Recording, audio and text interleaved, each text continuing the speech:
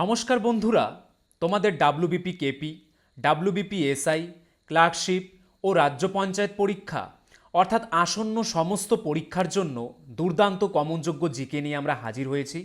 খুব মনোযোগ সহকারে দেখবে যদি অল্প পড়ে বেশি নাম্বার পেতে চাও। তো চলো আজকের ক্লাস শুরু করছি।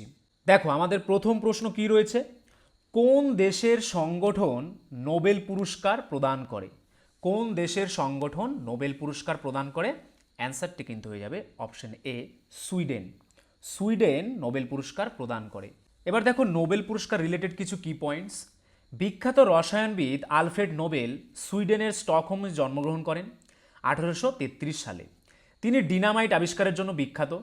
1901 সাল থেকে প্রবর্তিত হয় নোবেল পুরস্কার। তাহলে নোবেল পুরস্কার কত সালে প্রবর্তিত হয়? 1901 সালে।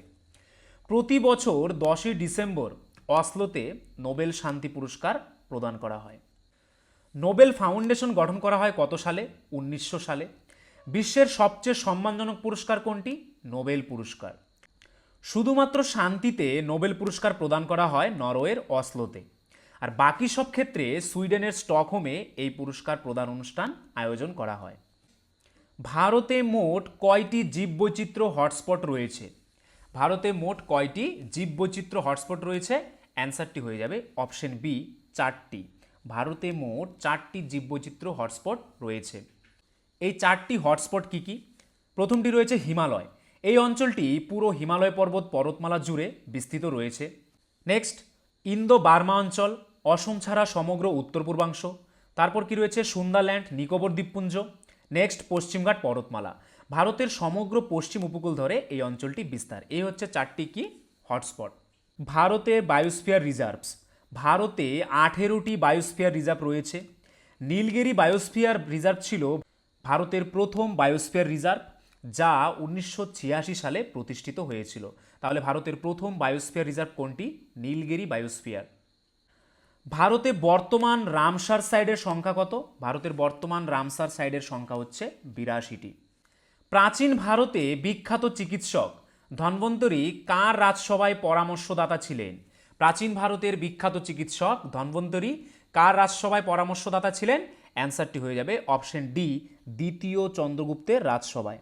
নবরত্নকে দরবারে রাখার প্রথা শুরু হয়েছিল রাজা বিক্রমাদিত্য থেকেই।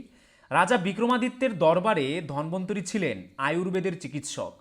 রোগ নিদান এবং বৈদ্য চিন্তামণি হল ধন্বন্তরীর বিখ্যাত কি গ্রন্থ। দিবদাস ধন্বন্তরী আয়ুর্বেদে প্রচুর অবদান রেখেছেন। যদিও তিনি কোনো আয়ুর্বেদিক গ্রন্থ রচনা করেননি, তবে সুশ্রুত সংহিতার মাধ্যমে তার শিক্ষা দেখা যায়। দ্বিতীয় চন্দ্রগুপ্তের রাজসভার 9টি রত্ন বা নবরত্ন ছিল। কে কে ছিল? অমর সিংহ, সংস্কৃত অভিধান লেখক এবং একজন কবি। ধন্বন্তরী বিখ্যাত চিকিৎসক ছিলেন। হরিসেন কবি বা লেখক। কালিদাস প্রখ্যাত কবি ও নাট্যকার। কাহাপানক কে ছিলেন? জ্যোতিষী। শঙ্কু ছিলেন স্থপতি। বরাহমিহির ছিলেন জ্যোতির্বিদ। ভারারুচি ছিলেন কে? ব্যাকরণবিদ, সংস্কৃত পণ্ডিত এবং বেতাল ভট্ট ছিলেন জাদুঘর। এই 9 জনকে নিয়েই বিক্রমাদিত্যের নবরত্ন ছিল। এই যে 9 জন নবরত্ন রয়েছে, এগুলো থেকে কিন্তু তোমাদের কোশ্চেন হয়েই থাকে, তো এগুলো কিন্তু ভালো করে লক্ষ্য করবে। যেমন কি রয়েছে? বরাহমিহির। বরাহমিহির কার নবরত্ন ছিলেন? অ্যান্সারটি কিন্তু হয়ে যাবে বিক্রমাদিত্যের। কোন বিষয়ের ছিলেন? জ্যোতির্বিদ বিষয়ে। ঠিক আছে, যে কোনো কোশ্চেন আসতে পারে এই নবরত্ন থেকে। তারপর দেখো আকবরের নবরত্নগুলো কে কে ছিল? আবুল ফজল, যিনি ছিলেন আকবরের কি সভাকবি। তারপর কে রয়েছে? আব্দুল কাদির বাদায়ুনি, ইনি ছিলেন অনুবাদক। আব্দুল রহিম খান, ইনি ছিলেন আকবরের প্রতিরক্ষা মন্ত্রী। টোডরমল কে ছিলেন? আকবরের অর্থমন্ত্রী। আকবরের সংস্কৃত মন্ত্রীর নাম কি? অ্যান্সারটি কিন্তু হয়ে যাবে তানসেন। তারপরে কি রয়েছে? প্রথম মানসিংহ, এ ছিলেন কে? আকবরের সেনাপতি। ফকির আজিউদ্দিন, ইনি ছিলেন ধর্ম বিষয়ক উপদেষ্টা। ইনি আকবরকে ধর্ম বিষয়ক উপদেশ দিতেন। তারপর কে ছিলেন? ফৈজি। ফৈজি ছিলেন আকবরের রাজসভার গায়ক। এই 9 জন ছিলেন কি আকবরের নবরত্ন। বন্ধুরা আরেকটি কথা, WBP constable, SI and KP constable অধ্যায়ভিত্তিক সেরা প্রস্তুতি নিতে আমাদের হোয়াটসঅ্যাপ নাম্বারে একবার হোয়াটসঅ্যাপ করে নাও। গণিত, ইংরেজি, জিকে, রিজনিং প্রত্যেকটা বিষয়ে একদম অধ্যায় ধরে ধরে বেসিক লেভেল থেকে একদম প্রথম থেকে ক্লাস করানো হবে। মাসিক কোনো বেতন নেই। পরীক্ষা পর্যন্ত সেরা গাইডেন্স পাবে নতুন সিলেবাস অনুযায়ী। Live class, recorded class plus PDF all পাবে। একবার পেমেন্ট করলেই যতদিন না চাকরি পাচ্ছ ক্লাস করতে পারবে। One time payment. 5 জন আলাদা আলাদা টিচার্সের মাধ্যমে তোমাদের প্রত্যেকটি সাবজেক্ট ধরে ধরে অঙ্ক একদম যারা কিছুই বুঝতে পারো না তাদের জন্য জলের মতো সহজ করে বুঝিয়ে দেওয়া হবে। আমাদের কলকাতা পুলিশের এসআইতে আমরা 95% হুবহু প্রশ্ন কমন দিয়েছি প্রমাণসহ। সেই কমনের প্রমাণ পেতে তোমরা জয়েন করে নাও আমাদের টেলিগ্রাম চ্যানেলে বেঙ্গলি নলেজ একাডেমিতে, লিঙ্ক ইন ডেসক্রিপশন। এটি আমাদের 7 নম্বর ব্যাচ। প্রথম 100 জন 30% ডিসকাউন্ট পাবে। প্রথম 100 জন 30% ডিসকাউন্ট পাবে। তাই ভাই, তোমার যদি একটি সিট এনি হাউ চাই, যেহেতু পশ্চিমবঙ্গ পুলিশ এবং কলকাতা পুলিশ দুটো ভ্যাকেন্সি বেরিয়েছে, তাই একটিতে না একটিতে কিন্তু তোমার হবেই এবার। যদি আমাদের কাছে প্রস্তুতি নাও, 95% হুবহু কমন দেওয়ার দায়িত্ব আমাদের। তোমরা শুধু পড়াশোনা করবে। তো প্রস্তুতি নিতে হলে কিন্তু স্ক্রিনে দেওয়া নাম্বারে একবার অবশ্যই হোয়াটসঅ্যাপ করে নাও। একদম বেসিক থেকে ধরে ধরে প্রথম থেকে সমস্ত ক্লাস করানো হবে। পরবর্তী প্রশ্ন, প্রেসার কুকারে রান্না তাড়াতাড়ি হয় কারণ প্রেসার কুকারে রান্না কেন তাড়াতাড়ি হয়? অ্যান্সারটি হয়ে যাবে উচ্চচাপে তরলের স্ফুটনাঙ্ক বৃদ্ধি পায়। উচ্চচাপে তরলের স্ফুটনাঙ্ক বৃদ্ধি পাওয়ার জন্যই কিন্তু প্রেসার কুকারে রান্না তাড়াতাড়ি হয়। প্রেসার কুকারে রান্না তাড়াতাড়ি হওয়ার কারণ উচ্চচাপ প্রয়োগে তরলের স্ফুটনাঙ্ক বৃদ্ধি পায়। প্রেসার কুকারে বাষ্পের বহির্গমন নিয়ন্ত্রণ করার মাধ্যমে অভ্যন্তরীণ চাপ বৃদ্ধির ফলে পানির স্ফুটনাঙ্ক বৃদ্ধি পেয়ে 130 ডিগ্রি সেন্টিগ্রেড পর্যন্ত পৌঁছে যায়। এই কারণে প্রেসার কুকারে রান্না তাড়াতাড়ি হয়। ভারতে বৈদেশিক মুদ্রার রিজার্ভ কে বজায় রাখে? ভারতে বৈদেশিক মুদ্রার রিজার্ভ কে বজায় রাখে? অ্যান্সারটি হয়ে যাবে রিজার্ভ ব্যাঙ্ক অফ ইন্ডিয়া বা আরবিআই। আরবিআই ভারতে বৈদেশিক মুদ্রার রিজার্ভ কি করে বজায় রাখে। তারপর দেখো, ভারতের প্রথম ব্যাংকের নাম কি? ভারতের প্রথম ব্যাংকের নাম হচ্ছে bank of Hindustan. Bank of Hindustan ছিল ভারতের প্রথম ব্যাংক। পরবর্তী প্রশ্ন, অর্থ কমিশন কতদিন অন্তর গঠিত হয়?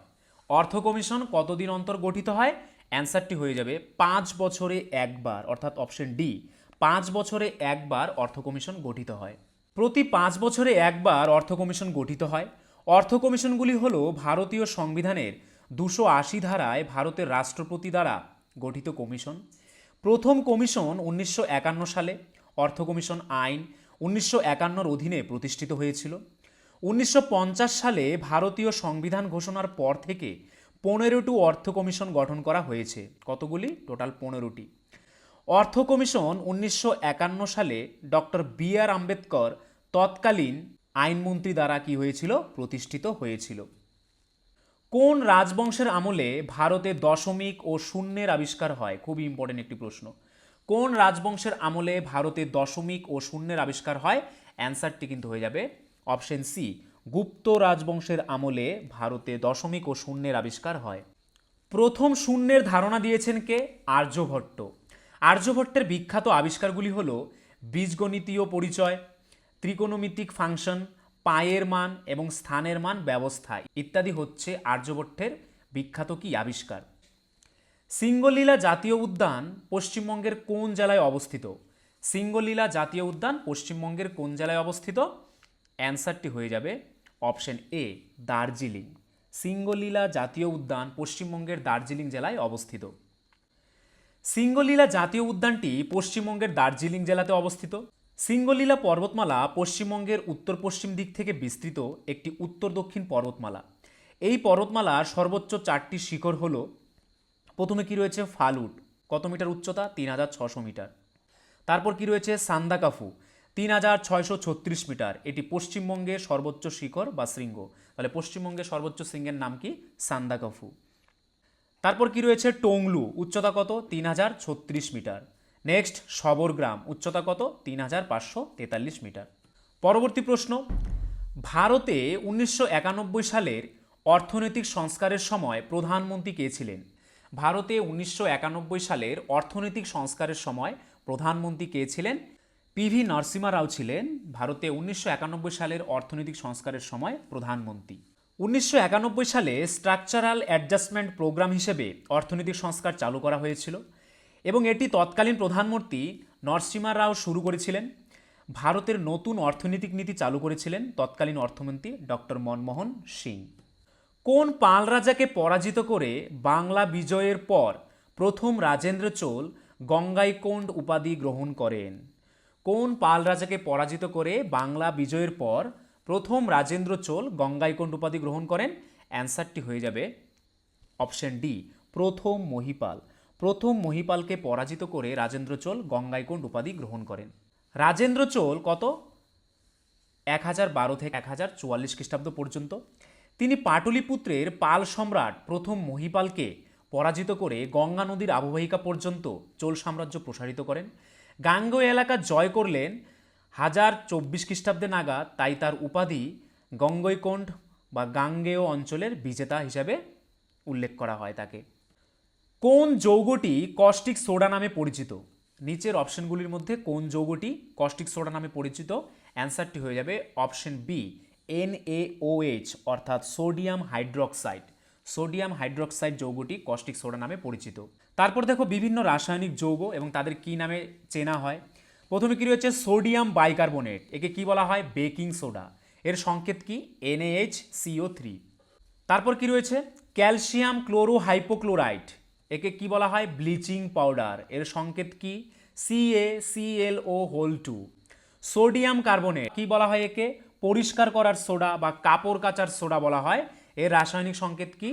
Na2CO3 এবং 10 অণু জল বা 10H2O জল। তারপরে কি আছে কার্বন ডাইঅক্সাইড, একে কি বলা হয়? শুষ্ক বরফ, সংকেত কি? CO2। কপার সালফেটকে কি বলা হয়? ব্লু ভিট্রিয়ল, সংকেত কি? CuSO4। ফেরাস সালফেটকে কি বলা হয়? সবুজ ভিট্রিয়ল বা গ্রিন ভিট্রিয়ল, সংকেত কি? FeSO4। সালফিউরিক অ্যাসিড, একে কি বলা হয়? ভিট্রিয়ল তেল বা ভিট্রিয়ল অয়েল, এর সংকেত কি? H2SO4। ভারতীয় সংবিধানের কত নং ধারায় রাষ্ট্রপতির অর্ডিন্যান্স জারির ক্ষমতা সম্পর্কে বলা হয়েছে? ভারতীয় সংবিধানের কত নং ধারায় রাষ্ট্রপতির অর্ডিন্যান্স জারির ক্ষমতা সম্পর্কে বলা হয়েছে? অ্যান্সারটি হয়ে যাবে অপশন বি, 123 নং ধারায় অর্ডিন্যান্স জারি করার ক্ষমতার সম্পর্কে বলা হয়েছে। তারপর দেখো কিছু কি পয়েন্টস। নির্বাচন কমিশন কত নং ধারায় বলা হয়েছে? 324 নং ধারায়। সংবিধান সংশোধনী সংক্রান্ত বিষয় 368 নং ধারায় বলা হয়েছে। অ্যাডভোকেট জেনারেল সম্পর্কে কত নং ধারায় বলা হয়েছে? 165 নং ধারায়। আইন প্রণয়ন সংক্রান্ত রাজ্যপালের অর্ডিন্যান্স জারির ক্ষমতা 213 নং ধারায়। অ্যাটর্নি জেনারেল সম্পর্কে বলা হয়েছে কত নং ধারায়? 76 নং ধারায়। খুবই ইম্পর্টেন্ট, অ্যাটর্নি জেনারেল সম্পর্কে বলা হয়েছে ভারতীয় সংবিধানের কত নং ধারায়? 76 নং ধারায়। রাজ্য সরকারের শাসন পদ্ধতি বলা হয়েছে কত নং ধারায়? 166 নং ধারায়। কে বাজার দর নিয়ন্ত্রণ নীতি প্রচলন করেন? কে বাজার দর নিয়ন্ত্রণ নীতি প্রচলন করেন? অ্যান্সারটি কিন্তু হয়ে যাবে অপশন সি, আলাউদ্দিন খলজি। আলাউদ্দিন খলজি বাজার দর নিয়ন্ত্রণ নীতি প্রচলন করেন। আফ্রিকা মহাদেশের কোন পর্বতের উচ্চতা সবচেয়ে বেশি? আফ্রিকা মহাদেশের কোন পর্বতের উচ্চতা সবচেয়ে বেশি বা আফ্রিকার সর্বোচ্চ শৃঙ্গের নাম কি? অ্যান্সারটি কিন্তু হয়ে যাবে option D, Mount Kilimanjaro. Mount Kilimanjaro হচ্ছে আফ্রিকার সর্বোচ্চ শৃঙ্গ। তারপর দেখো কিছু উল্লেখযোগ্য পর্বতশৃঙ্গ। মাউন্ট ম্যাকেঞ্জি, মাউন্ট ম্যাকেঞ্জি হচ্ছে উত্তর আমেরিকার সর্বোচ্চ শৃঙ্গ। এটি কোথায় অবস্থিত? আলাস্কায় অবস্থিত। মাউন্ট কিলিমাঞ্জারো 5895 মিটার উঁচু এবং এটি আফ্রিকার সর্বোচ্চ শৃঙ্গ। মাউন্ট এলব্রাস বা এলব্রুস হলো ইউরোপের সর্বোচ্চ পর্বত এবং বিশ্বের 10ম সবচেয়ে বিশিষ্ট শৃঙ্গ। এর দুটি আগ্নেয়গিরির শিখর রয়েছে, উভয়ই কি সুপ্ত আগ্নেয়গিরি। তারপর দেখো মাউন্ট চিম্বোরাজো কোথায় অবস্থিত? ইকুয়েডরে। মাউন্ট মাউনা কেয়া কোথায় অবস্থিত? হাওয়াই। মাউন্ট মৌনা কেয়া কোথায় অবস্থিত? হাওয়াইয়ে। মাউন্ট অ্যাটনা কোথায় অবস্থিত? ইতালিতে। ভারতের হাইকোর্টের প্রথম মহিলা প্রধান বিচারপতি ছিলেন কে? কে ভারতের হাইকোর্টের প্রথম মহিলা প্রধান বিচারপতি ছিলেন? অ্যান্সারটি কিন্তু হয়ে যাবে অপশন বি, লীলা শেঠ। লীলা শেঠ ভারতের হাইকোর্টের প্রথম মহিলা প্রধান বিচারপতি ছিলেন। লীলা শেঠ ছিলেন ভারতের কোন রাজ্যের হাইকোর্টের প্রথম মহিলা প্রধান বিচারপতি? তিনি 1991 সালে হিমাচল প্রদেশ হাইকোর্টের প্রধান বিচারপতি হন। তিনি দিল্লি হাইকোর্টের প্রথম মহিলা বিচারপতিও ছিলেন। কলকাতা হাইকোর্টের বর্তমান প্রধান বিচারপতি হলেন বিচারপতি TS শিবগানাম। স্যার বার্নাস পিকক ছিলেন হাইকোর্টের প্রথম প্রধান বিচারপতি। এগুলো কিন্তু খুবই ইম্পর্টেন্ট, ভালো করে মনে রাখবে। কোনটির ক্যালোরির মান সবচেয়ে বেশি? নিচের অপশনগুলির মধ্যে কোনটির ক্যালোরির মান সবচেয়ে বেশি? কি কি রয়েছে? কার্বোহাইড্রেট, চর্বি, ভিটামিন, প্রোটিন। এদের মধ্যে কার ক্যালোরির মান সবচেয়ে বেশি? অ্যান্সারটি কিন্তু হয়ে যাবে অপশন বি, চর্বি। নিম্নলিখিতগুলির মধ্যে সর্বাধিক ভারী গ্যাস কোনটি? নিম্নলিখিতগুলির মধ্যে সর্বাধিক ভারী গ্যাস কোনটি? অ্যান্সারটি কিন্তু হয়ে যাবে option B radon. Radon gas হচ্ছে সর্বাধিক ভারী গ্যাস এই নিম্নলিখিত গ্যাসগুলির মধ্যে। সবচেয়ে হালকা গ্যাস কি? হাইড্রোজেন হচ্ছে সবচেয়ে হালকা গ্যাস। আর সর্বাপেক্ষা হালকা নিষ্ক্রিয় গ্যাস, নিষ্ক্রিয় গ্যাসগুলির মধ্যে সবচেয়ে হালকা গ্যাস হচ্ছে হিলিয়াম। ভারতে পরিবেশ সুরক্ষা আইন বা এনভায়রনমেন্ট প্রোটেকশন অ্যাক্ট কত সালে পাশ হয়েছিল? এনভায়রনমেন্ট প্রোটেকশন অ্যাক্ট কত সালে পাশ হয়েছিল? অ্যান্সারটি হয়ে যাবে 1986 অর্থাৎ 1986 সালে পাশ হয়েছিল। ইকোলোকেশন তন্ত্র দেখা যায় কোন প্রাণীদের? কোন প্রাণীর ইকোলোকেশন তন্ত্র দেখা যায়? অ্যান্সারটি হয়ে যাবে বাদুড়ের। বাদুড়ের ইকোলোকেশন তন্ত্র দেখা যায়। ইকোলোকেশন হলো একটি কৌশল যা প্রাণীদের দ্বারা ব্যবহৃত হয়, যেমন বাদুড়, ডলফিন এবং কয়েকটি প্রজাতির পাখি শব্দ তরঙ্গের প্রতিফলন ব্যবহার করে বস্তুর অবস্থান নির্ধারণ করতে।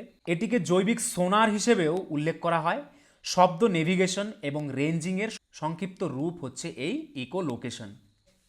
দিল্লির কোন সুলতান নিজেকে সিকান্দার ই সানি বা দ্বিতীয় আলেকজান্ডার বলে নিজেকে অভিহিত করেছেন? দিল্লির কোন সুলতান নিজেকে সিকান্দার ই সানি বা দ্বিতীয় আলেকজান্ডার বলে নিজেকে অভিহিত করেছেন? অ্যান্সারটি হয়ে যাবে অপশন বি আলাউদ্দিন খলজি। কী হবে অ্যান্সারটি? অপশন বি আলাউদ্দিন খলজি নিজেকে দ্বিতীয় আলেকজান্ডার বলে অভিহিত করেছেন। কোন তন্তুকে সোনালী তন্তু বলা হয়? কোন তন্তুকে বা কোন ফসলকে সোনালু তন্তু বলা হয়? অ্যান্সারটি হয়ে যাবে অপশন বি পাট। পাটকে কিন্তু সোনালী তন্তু বলা হয়ে থাকে। চকচকে বাদামি রঙের কারণে পাট সোনালী তন্তু হিসেবে পরিচিত। পাট উষ্ণ এবং আর্দ্র জলবায়ুর একটি ফসল। এটি ফলনের জন্য উচ্চ তাপমাত্রা অর্থাৎ 24 ডিগ্রি সেন্টিগ্রেড থেকে 35 ডিগ্রি সেন্টিগ্রেড টেম্পারেচারের দরকার হয় এবং 120 থেকে 150 মিটার পর্যন্ত ভারী বৃষ্টিপাতের প্রয়োজন হয়। বপনের সময় কোন মাসে পাট বপন করা হয়? মার্চ এপ্রিল থেকে মে জুন পর্যন্ত। এবং ফসল কখন কাটা হয়? জুলাই থেকে অক্টোবর পর্যন্ত। ছোটনাগপুর মালভূমি কোন শিলা দ্বারা গঠিত? ছোটনাগপুর মালভূমি কোন শিলা দ্বারা গঠিত? অ্যান্সারটি হয়ে যাবে অপশন এ প্রাচীন আগ্নেয় শিলা ও রূপান্তরিত শিলা দিয়ে ছোটনাগপুর মালভূমি গঠিত। এইচআইভি অর্থাৎ হিউম্যান ইমিউনো ডিফিসিয়েন্সি ভাইরাস কী ধরনের ভাইরাস? এইচআইভি একটি কী ধরনের ভাইরাস? অ্যান্সারটি হয়ে যাবে option B RNA virus. HIV হচ্ছে একটি আরএনএ ভাইরাস। এইচআইভি ভাইরাস দ্বারা সৃষ্ট রোগটি কি? সৃষ্ট রোগটি হচ্ছে এইডস। এর সংক্রমণ পদ্ধতি কি, মানে কিভাবে ছড়ায়? আক্রান্ত রোগীর রক্ত, রক্তরস এবং বীর্যের মাধ্যমে সংক্রমিত হয়। রোগের লক্ষণ কি? রোগীর দেহ রোগ প্রতিরোধ ক্ষমতা দুর্বল হয়ে পড়ে, যার ফলে সামান্য জ্বর, সর্দি, কাশি রোগীর ক্ষেত্রে মারাত্মক হয়ে ওঠে এবং এটি একটি কি মারণ ভাইরাস। সিজিএস পদ্ধতিতে অভিকর্ষজ ত্বরণের মান কত? খুবই ইম্পর্টেন্ট একটি প্রশ্ন। সিজিএস পদ্ধতিতে অভিকর্ষজ ত্বরণের মান কত? অ্যান্সারটি হয়ে যাবে অপশন সি 980 সেমি পার সেকেন্ড স্কোয়ার। 980 সেমি পার সেকেন্ড স্কোয়ার হচ্ছে সিজিএস পদ্ধতিতে অভিকর্ষজ ত্বরণের মান। পরবর্তী প্রশ্ন, উদ্ভিদে ফুল ফোটাতে সাহায্য করে কোন হরমোন? কোন হরমোন উদ্ভিদে ফুল ফোটাতে সাহায্য করে? অ্যান্সারটি হয়ে যাবে option B florigen. Florigen hormone উদ্ভিদে ফুল ফোটাতে সাহায্য করে। পরবর্তী প্রশ্ন, নেটোর পুরো নাম কি? নেটোর ফুল ফর্ম কি বা নেটোর সম্পূর্ণ নাম কি? অ্যান্সারটি হয়ে যাবে option C north Atlantic treaty organization. নেটোর পুরো নাম হচ্ছে north Atlantic treaty organization. NATO উত্তর আটলান্টিক চুক্তি সংস্থা। এর সদর দপ্তর কোথায় অবস্থিত? বেলজিয়ামের ব্রাসেলসে অবস্থিত। এই সংগঠনটি 30টি স্বতন্ত্র সদস্য দেশগুলির একটি জোট। এটি 1944 সালের 4 এপ্রিল উত্তর আটলান্টিক চুক্তিতে স্বাক্ষর করে প্রতিষ্ঠিত হয়েছিল। এই সংগঠনের প্রাথমিক লক্ষ্য ছিল কি? রাজনৈতিক ও সামরিক উপায়ে মিত্রদের স্বাধীনতা ও কি করা? সুরক্ষা রক্ষা করা। কে ব্রিটিশদের বিরুদ্ধে উলগুনান উপজাতি বিদ্রোহ সংগঠিত করেছিলেন? কে ব্রিটিশদের বিরুদ্ধে উলগুনান উপজাতি বিদ্রোহ সংগঠিত করেছিলেন? অ্যান্সারটি হয়ে যাবে অপশন সি বিরসা মুন্ডা। বিরসা মুন্ডা ব্রিটিশদের বিরুদ্ধে উলগুনান উপজাতি বিদ্রোহ সংগঠিত করেছিলেন। বিরসা মুন্ডার নেতৃত্বে 1899 থেকে 1900 সালে মুন্ডা বিদ্রোহ সংগঠিত হয়। রাঁচির দক্ষিণাঞ্চলে সৃষ্ট এই বিদ্রোহকে মুন্ডারি ভাষায় বলা হয় উলগুনান, যার অর্থ বিপজ্জনক অবস্থা। এই বিদ্রোহের মূল লক্ষ্য ছিল মুন্ডারাজ ও স্বাধীনতা প্রতিষ্ঠা করা। মোহিনী অট্টম নৃত্য কোন অঞ্চলের? মোহিনী অট্টম নৃত্যটি কোন অঞ্চলের? অ্যান্সারটি হয়ে যাবে অপশন এ, কেরল রাজ্যের। মোহিনীঅট্টম নৃত্যটি কেরল রাজ্যের। মোহিনীঅট্টম বা মোহিনীঅট্টম হলো একটি ভারতীয় শাস্ত্রীয় নৃত্যের ধরন যা কেরালা রাজ্যে উদ্ভূত হয়েছিল। রাজ্যের দুটি জনপ্রিয় নৃত্যকলার মধ্যে মোহিনীঅট্টম আরেকটি কি, অন্যটি হচ্ছে কথাকলি। এই দুটি হচ্ছে কেরালা রাজ্যের দুটি জনপ্রিয় নৃত্যকলা। শেন ওয়াটসন সব ধরনের ক্রিকেট থেকে অবসর ঘোষণা করলেন, তিনি কোন দেশের হয়ে খেলতেন? শেন ওয়াটসন সব ধরনের ক্রিকেট থেকে অবসর ঘোষণা করলেন এবং তিনি কোন দেশের হয়ে খেলতেন? অ্যান্সারটি কিন্তু হয়ে যাবে অপশন সি, অস্ট্রেলিয়া। তিনি অস্ট্রেলিয়ার হয়ে খেলতেন। তারপর দেখো, লিওনেল মেসি একজন পেশাদার ফুটবল খেলোয়াড় ছিলেন। তিনি স্প্যানিশ ক্লাব বার্সেলোনা এবং আর্জেন্টিনা জাতীয় দলের হয়ে খেলেন। তারপর দেখো, ভারতে ফুটবলের সাথে যুক্ত কিছু ট্রফির নাম কি কি রয়েছে? Santosh trophy, Durand cup, federation cup. Ronaldo একজন পর্তুগাল ফুটবল প্লেয়ার ছিলেন। তাহলে কি কি রয়েছে ভারতের ফুটবলের সাথে যুক্ত ট্রফিগুলোর নাম? সন্তোষ ট্রফি, ডুরান্ড কাপ এবং ফেডারেশন কাপ। আর রোনাল্ডো একজন কি ছিলেন? একজন বিখ্যাত কি পর্তুগাল ফুটবল প্লেয়ার। এই রোনাল্ডো কিন্তু বর্তমানে আল নাসর টিমের হয়ে খেলেন। ন্যাশনাল ডিফেন্স একাডেমি কোথায় অবস্থিত? ন্যাশনাল ডিফেন্স একাডেমি কোথায় অবস্থিত? অ্যান্সারটি হয়ে যাবে অপশন ডি, খড়গওয়াসলা। খড়গওয়াসলাতে ন্যাশনাল ডিফেন্স একাডেমি অবস্থিত, মহারাষ্ট্রের খড়গওয়াসলাতে। ইন্ডিয়ান মিলিটারি একাডেমি কোথায় অবস্থিত? দেরাদুনে। অফিসার্স ট্রেনিং একাডেমি কোথায় অবস্থিত? চেন্নাইয়ে। সশস্ত্র বাহিনী মেডিকেল কলেজ কোথায় অবস্থিত? পুনেতে। ইন্ডিয়ান নেভাল একাডেমি কোথায় অবস্থিত? ইজিমালা, কেরালার ইজিমালাতে অবস্থিত। এয়ারফোর্স একাডেমি কোথায় অবস্থিত? তেলেঙ্গানার ডুন্ডিগলে এয়ারফোর্স একাডেমি অবস্থিত। তো ফ্রেন্ডস, এই ছিল আজকের ভিডিও। তো তোমরা যদি আমাদের চ্যানেলে নতুন হয়ে থাকো এবং আমাদের চ্যানেলের ভিডিওগুলি যদি তোমাদের ভালো লেগে থাকে এবং ভবিষ্যতে এরকম আরও সুন্দর সুন্দর ভিডিও পেতে চাও, তাহলে আমাদের চ্যানেলটিকে অবশ্যই সাবস্ক্রাইব করে নোটিফিকেশন অল করে রাখবে। তার পাশাপাশি তোমরা যদি আমাদের পুলিশের ব্যাচে অ্যাডমিশন নিতে চাও, তাহলে আমাদের স্ক্রিনে দেওয়া নাম্বারে একবার অবশ্যই এক্ষুনি হোয়াটসঅ্যাপ করে নাও। আর আজকের ভিডিওর যদি পিডিএফ পেতে চাও, তাহলে আমাদের টেলিগ্রাম চ্যানেলে জয়েন করে নাও, বেঙ্গলি নলেজ একাডেমি এই চ্যানেলে, যেটি এই ভিডিও ডেসক্রিপশনে দেওয়া রয়েছে। বন্ধুরা, আরেকটি কথা, WBP constable, SI and KP constable অধ্যায়ভিত্তিক সেরা প্রস্তুতি নিতে আমাদের হোয়াটসঅ্যাপ নাম্বারে একবার হোয়াটসঅ্যাপ করে নাও। গণিত, ইংরেজি, জিকে, রিজনিং প্রত্যেকটা বিষয়ে একদম অধ্যায় ধরে ধরে বেসিক লেভেল থেকে একদম প্রথম থেকে ক্লাস করানো হবে। মাসিক কোনো বেতন নেই, পরীক্ষা পর্যন্ত সেরা গাইডেন্স পাবে নতুন সিলেবাস অনুযায়ী। Live class, recorded class plus PDF all পাবে। একবার পেমেন্ট করলেই যতদিন না চাকরি পাচ্ছ ক্লাস করতে পারবে। One time payment. 5 জন আলাদা আলাদা টিচার্সের মাধ্যমে তোমাদের প্রত্যেকটি সাবজেক্ট ধরে ধরে অঙ্ক একদম যারা কিছুই বুঝতে পারো না তাদের জন্য জলের মতো সহজ করে বুঝিয়ে দেওয়া হবে। আমাদের কলকাতা পুলিশের এসআইতে আমরা 95% হুবহু প্রশ্ন কমন দিয়েছি প্রমাণসহ। সেই কমনের প্রমাণ পেতে তোমরা জয়েন করে নাও আমাদের টেলিগ্রাম চ্যানেলে বেঙ্গলি নলেজ একাডেমিতে, লিঙ্ক ইন ডেসক্রিপশন। এটি আমাদের 7 নম্বর ব্যাচ। প্রথম 100 জন 30% ডিসকাউন্ট পাবে। প্রথম 100 জন 30% ডিসকাউন্ট পাবে। তাই ভাই, তোমার যদি একটি সিট এনি হাউ চাই, যেহেতু পশ্চিমবঙ্গ পুলিশ এবং কলকাতা পুলিশ দুটো ভ্যাকেন্সি বেরিয়েছে, তাই একটিতে না একটিতে কিন্তু তোমার হবেই এবার। যদি আমাদের কাছে প্রস্তুতি নাও, 95% হুবহু কমন দেওয়ার দায়িত্ব আমাদের। তোমরা শুধু পড়াশোনা করবে। তো প্রস্তুতি নিতে হলে কিন্তু স্ক্রিনে দেওয়া নাম্বারে একবার অবশ্যই হোয়াটসঅ্যাপ করে নাও। একদম বেসিক থেকে ধরে ধরে প্রথম থেকে সমস্ত ক্লাস করানো হবে।